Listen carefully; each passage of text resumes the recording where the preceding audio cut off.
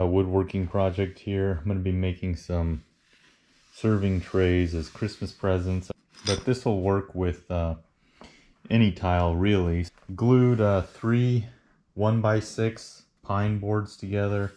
I did also use pocket screws just to add some strength because I'm not exactly sure what the ladies are going to fill these up with. I'm going to be using some maple and making the sides. So the first step was getting these boards together. So these are 3 1x6s. Now remember, that's just the dimension, construction dimension. They're a little bit smaller than that. So if you're working with tile, don't think that it's going to turn out to be 18 inches. It could, if you're using like an 18x18 or 12x12, whatever you're using, just take into account that these construction names are just names. The actual measurements are shorter, narrower, whatever it is. My tile laid out how I want it, and then I calculated the measurement. I'm actually going to grout these tiles. You have to take into account the grout, so that's easy to leave out. And luckily I came back a second time and I remember that I'm also going to have a little grout joint, a 1/16 of an inch. Not exactly sure how this is going to turn out, but I've been working on it a little while. We've got these pine boards. This is Home Depot wood, and actually those hobby boards are Home Depot too. So spent a little bit of time. Picked up a table saw today off of Craigslist, the used DeWalt. It's an okay deal, and it's in reasonably good shape. For my edges, I don't have an edger or a joiner. Before I had the table saw today, I was just hand planing, and I think I got it pretty good with the hand planer, and that's the whole thing. So now with the table saw, you know, that'll be a lot easier to cut straight edges and not have to do too much planing or perhaps not even any. So the next step here is make sure the tile all fits, get your layout, and then I'm going to cut the support, the side. Then I'll put some holes, handles, and then finish it all up, put the tile on. And one other thing here, you can do this with a circular saw. I broke some of the old tile I was looking at. Half of them fell over when I was doing some stuff, so I went to a store called Floor & Decor, and I got these Mosaic style tiles, and they have a backing too. To lay this out, I used some tile spacers, and then I put them on the side, and I made my measurements to figure out exactly how the frame is going to fit. And then I cut the maple boards. So put this together, take the measurement from top to bottom, side to side, add in how you want this butt joint to be. I'm just going to put end-to-end joints here. Get your layout, get your measurements, and then I'm planning on putting these butt joints, the narrow side inside the long side. That's kind of the layout I went with. Now, the tricky part about this is because I'm going to put what's called a dado joint, meaning that this portion of the base is going to sit in a groove on the side piece. So the tricky part is making an adjustment for the overall size, keeping in mind that all of this is going to shrink in to fit and take up this gap in your base. Now you don't have to do that. The basic way would be to glue or screw this together. If you're not worried about weight, you know, that could work for you, or you could build a practice one and then step it up from there. It's gonna work out. You just have to think it through, write it all down. This Makita trim router, cordless, 3/4 inch router bit made by Diablo. To see exactly where your line is,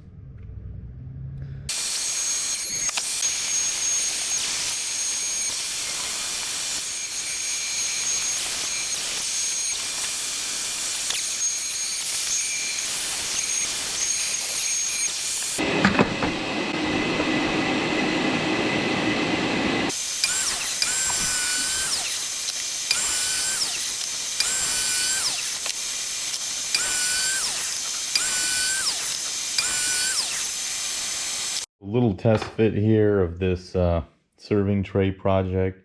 This is my own screw ups. I've had to slow down on this because I made a couple errors, but it's looking pretty good For these holes, I used a 1-inch Forstner bit with a hand drill, and then I spent probably 20 to 30 minutes sanding them. So what I did here on this board, I found the center point, and then I marked a point that would be above the tile and tried to get these in a row, 5 holes, the center one, and then overlap the 2 on each side. That actually came out beautiful. It's so beautiful and smooth and soft that I don't even want to finish it, but I have to finish the wood because as wood ages, it starts to deteriorate. This is a serving tray. I'm sure they're gonna spill crumbs and doodads all in here. So I got everything sort of lightly sanded. I used a router on these outside edges and the edges inside the handle. I had a tiny bit of burning. I had my RPM a little too high on my trim router, so I had to spend some time sanding, but it came out really nice. So the Forstner bits, it worked for me. It's not 100% recommended because it is challenging, and you'll have to remove the ridges with a jigsaw or a small hand saw called a jab saw maybe, or even maybe your Japanese thin blade saw can do that. But you can do it. There are different ways, different approaches. I stain the bottom. You don't have to do this. No one's really going to see the bottom, but a little extra protection from the elements, and if there's something that it sits on or whatever. So this is a Home Depot Bare Water and Poly. It's called Honey. And this is pine, this board. These sides are maple, the 4 sides, and again, this is optional, and I think it made my project much more difficult, is to cut in these grooves. And then this board has to be reasonably flat, or these 3 boards, so you can get a square groove to fit 3 different boards. But what I like about this design is where the handles are, there's a lot of support. So if the family's got 8 drinks and food and a pitcher, this is going to be very strong. If it, God forbid, they drop it, then it'll get dinged up, but it won't totally come apart. Again, just to go through the cuts here, because this is important if you want to make this project. Again, these are 1x6 common pine boards. Cut them in half. You can have the Home Depot cut them in half. I had them at 21.5 is the length of the 3 of them. And then the side pieces, so the main side pieces are 22 3/16 is the overall length of the 2 side pieces. And then the end pieces are 15 inches. So there's your basic 3 dimensions. You get the 1x6, you cut it down 21.5. Then your side pieces are 22 3/16. End pieces are 15. So you can even have Home Depot cut all these, or wherever you get your wood, cut them all with those measurements. And then you don't need this dado, but just keep in mind that my measurement assumes that there's a groove here. So it's an exact, and you may get some fitment issues, but this is about a 1/4 inch. If you are going to build it just supporting it on the outside, sort of a light duty use, or I do recommend you at least get a trim router if you're going to make some of these, because you can make these really nice edges. You can smooth them over, and the trim routers are not expensive. There's mine. It's just a Makita handheld. You can get a corded one. You don't need a battery operated one, but you can make this cut with the trim router on the end. It does add some complexity. So if you're going to do it just supporting it on the edges or using pocket holes into the edges, you can do that. But these will need to be a 1/2 inch longer, as well as the base 1/2 inch shorter. Then I'm going to glue this all up now. This is a little tricky again because I have an overhang here. So I had to make a special way to glue this, and this was its own fun challenge. But essentially what I did was I have 2 pipe clamps, and then I support the base up until the halfway point of the end pieces. And then I have a 5/8 inch board in here that is sitting inside. It allows the base to come up so that these side pieces drop down. Now I made a mistake initially. I put dado joints in here It was horrible. I went all the way to the end. You know, sometimes you just got to make boo-boos, and you learn from them. I tried to plug the ends and use some wood filler, and I'm just gonna cut this off and then use this maple on another project. No big deal there. So I got replacement boards, cut them to size, and there's no dado on the side. That was just too much of a challenge for me to figure out, or try to cut an angle cut and match them up. So I'll use them for something else. But you don't want to do that. You can do it if you have the skills, which I do not possess, instead of making the end pieces stick out. But if you cut a groove, you can't cut it all the way to the end. Now my fitment, when I test fitted it, was pretty good. And what the specification that you want is sand worthy. So when you get it all fitted, if you've got, you know, a 64th or 32nd, a small piece of an inch hanging over, small now, keep in mind, you can sand that out. Glue these edges. I was gonna put a pocket screw in there.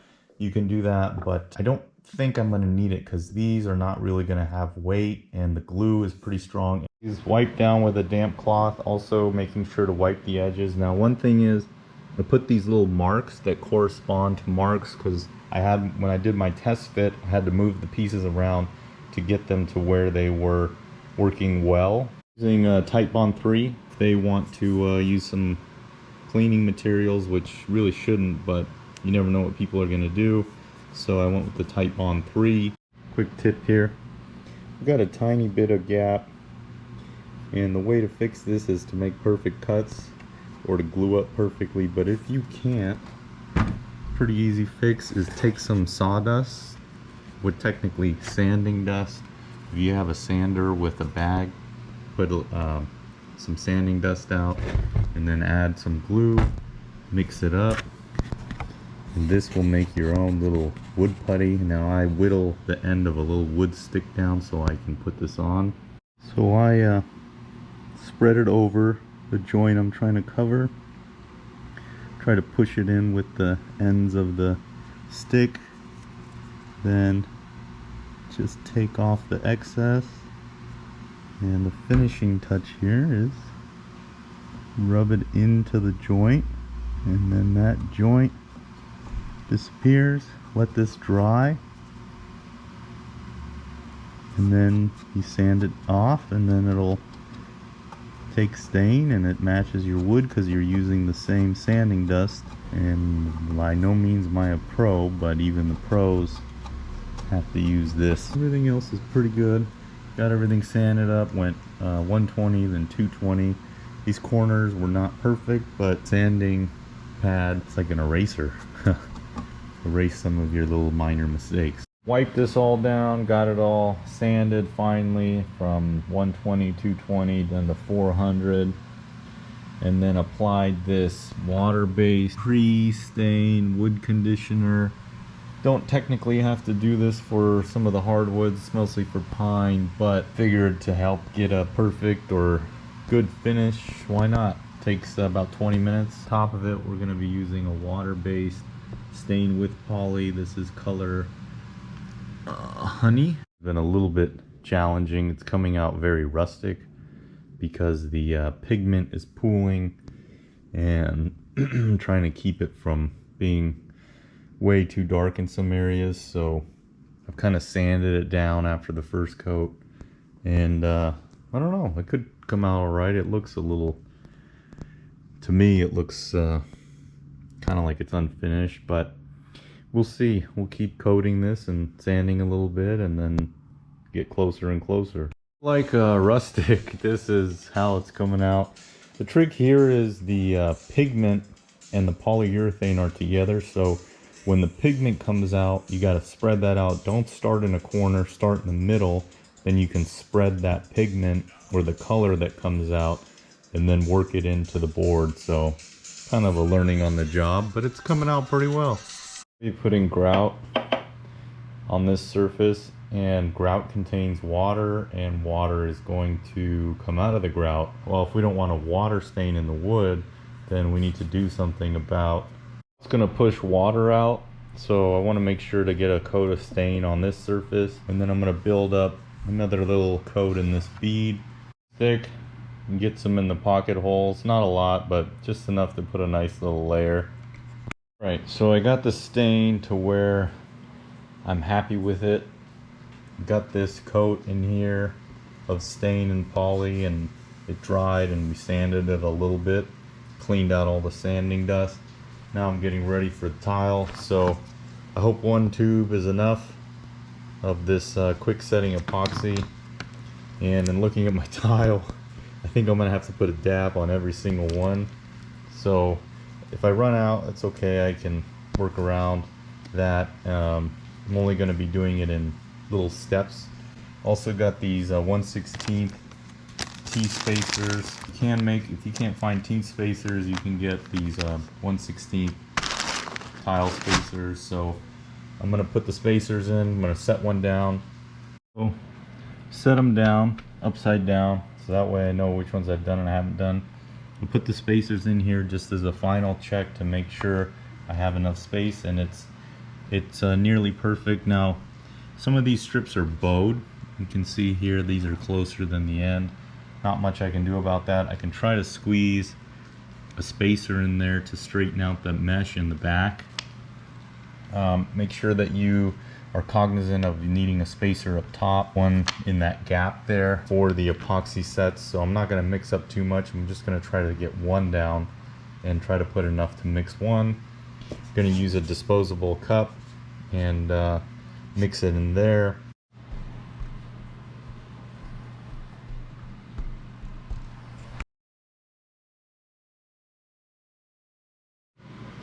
Well, like many things on this project, I've had some challenges. I ran out of epoxy. Should have bought more. Didn't really know what the situation was gonna be. But anyways, put the Gorilla Glue, white clear Gorilla Glue. I read that it will work on polyurethane, but the problem with Gorilla Glue is you gotta put weight, so I got one heck of a contraption, and I'm not hitting all of the tiles. That's kind of the challenge here, is to get weight on all of the tiles. So, and then when you put weight, you can kind of shift a little bit. So it'll probably look fine with the grout. I'm just noticing I got a little bit of a gap there, but everything else looks really good. The epoxy work, this stuff really stinks, so you have to wear a mask and not breathe the fumes. Still a little fumy in here, but yeah, Gorilla Glue is supposed to work. I hope the darn thing sticks, so we'll see what it's like in a little bit. Ran out of JB Weld like on this row, so I had to put Gorilla Glue Clear. Gorilla Glue Clear worked very well, it seems. Can't find any loose pieces. I had to rig a way to put weight on this. Seems to have worked. One thing I was concerned about is Gorilla Glue expands. It's supposed to expand to 3 times or something. It's whatever amount you put down, so I was worried I was going to get a lift on this side versus the epoxy. But if that did happen, I can't notice it. I'm going to need to put some tape on each of these because grout's going to get in there. I may be able to wipe it off. I'm going to put a strip of tape on the edge here. I also screwed up just a tiny bit on the spacing. I left these spacers sideways, and they're just a tiny bit higher profile sideways than they are sitting flat.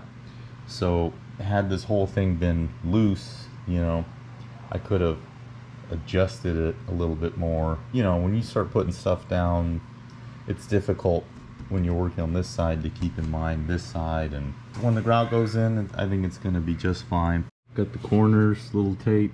Royal color is bone, and the instructions will be on the grout. Gardening shovel is my mixer. This small 6x2 grout float, so it has this like rubberized surface to help there. So you want it like a peanut butter, so let it sit for about 10 minutes.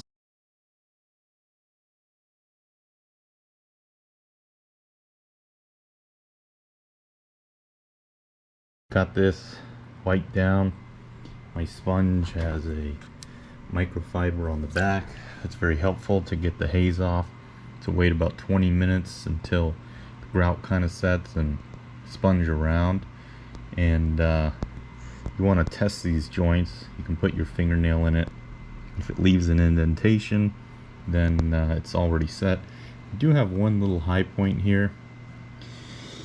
I'm not sure what exactly happened there. Maybe a spacer shifted or something, but could also be the bottom of the tile is not flat. Perfect is enemy of the good. There are some other high spots with these design tiles. That's kind of going to blend in with the overall level. And the last thing I'm waiting for is this thick joint.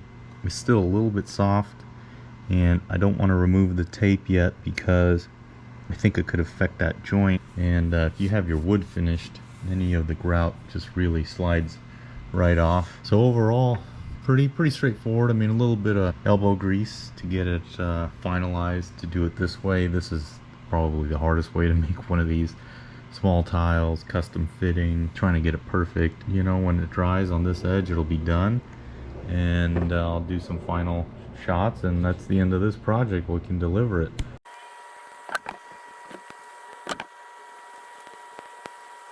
I got a little smidgen there. I can hit that with a poker tool probably. Looking good, looking good. Come on, baby. Don't let me down now. Whew. Not by the hairs on my chinny chin.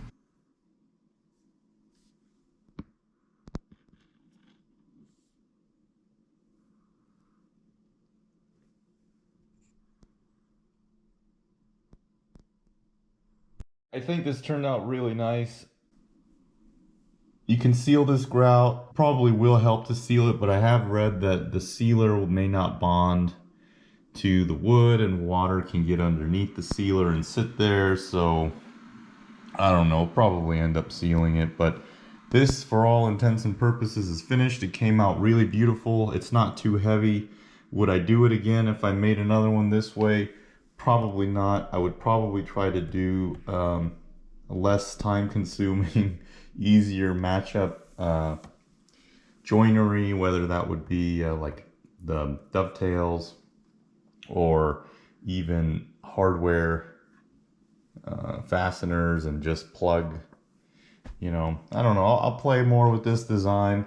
I will put a few more videos of serving tray designs that I put together. This turned out really amazing.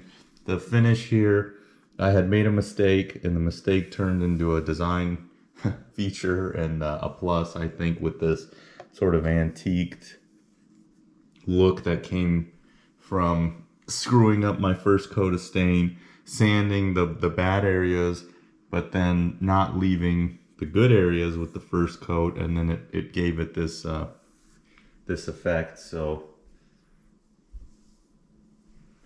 thanks everyone for watching. If you've made it to this far in the video, and I do appreciate it, all the views, and we also do appreciate if you do subscribe to the channel. We will put our woodworking stuff in a tab, a woodworking tab. If that's what you're curious about, then you can check those videos out. So thanks everyone again.